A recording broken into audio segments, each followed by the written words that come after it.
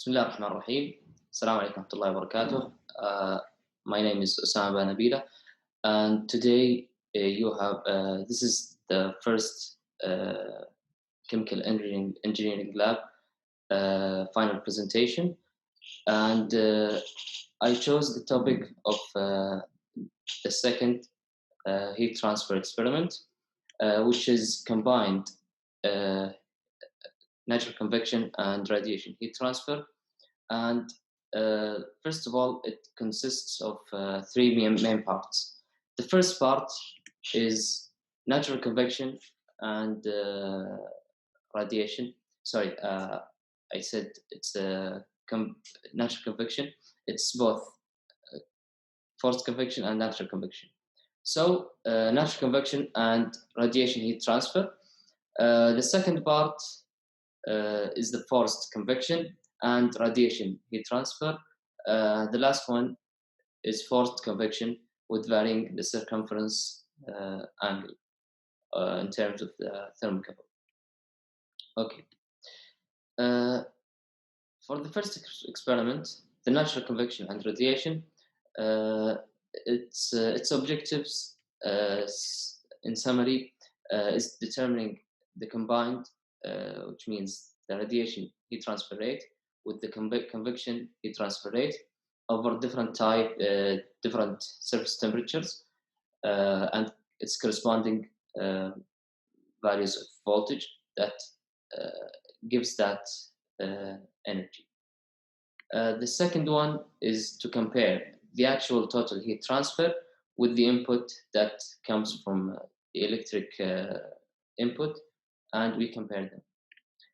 The third is to demonstrate or illustrate the relationship between the power input and the surface temperature. And last one is to compare convection and radiation heat transfer with respect to surface temperature. The second experiment, which is for forced convection, its first main objective is to determine the effect of force convection on heat transfer. Second one is to demonstrate and show how air velocity could affect the surface temperature. The third one and the last is to compare the forced convection and radiation heat transfer with respect to the temperature of the surface of the cylinder, actually. And the last one is only having one objective, which is checking the forced convection effect or the effect of convection, which is forced in this situation, with varying the circumference or the location of the thermocouple with the heated area. Now let's talk about the results and discussion, or the experimental procedure before that, sorry. First of all, we set the heater voltage to a certain value. As you can see here, we have here the electric cord that's connected here, and this is the thermocouple that's next to the heated zone, and this is the heated cylinder. And as you can see here, we have curved arrow, which indicates that there's rotation. We can rotate the thermocouple location 180 degrees. Here we have an anemometer, which measures the air flow rate. And here we have the second thermocouple. And finally, we have the fan that produces the velocity of the air. Second, after we set the heater voltage to a certain value for all the three experiments, then for the second and third experiments, we set the fan to a certain speed. For, of course, the first one, we set it to 0. Then we set the heater to a certain angular position in terms of for the case of third experiment to put the thermocouple T10 as shown here, T10, to put it in a certain location. First of all, it's gonna be here down there, which is directly exposed to the air, the heated zone. Then we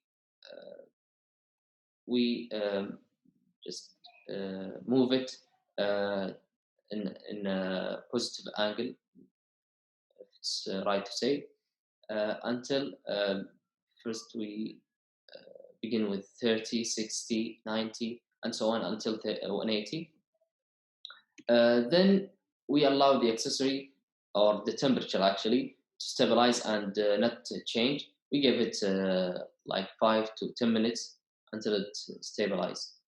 After that, we record the position uh, for third experiment, as well as the air velocity, the temperature of this region or this part, and the temperature of this one, the heated zone, the most important temperature value, the voltage value, and the current value. We reproduce this procedure or remake it multiple times with many other values of the voltage, the air velocity, and as well the position, the circumferential position. Now let's talk about the first experiment, its conclusion. Uh, we have the actual total heat transfer rate and the electrical input heat transfer rate. We compare them. We found that the electric input value is higher than the actual value that we measured, that we can calculate, and that could be due to the heat lost by maybe the conduction that the heat source conducted through the cylinder walls or so on.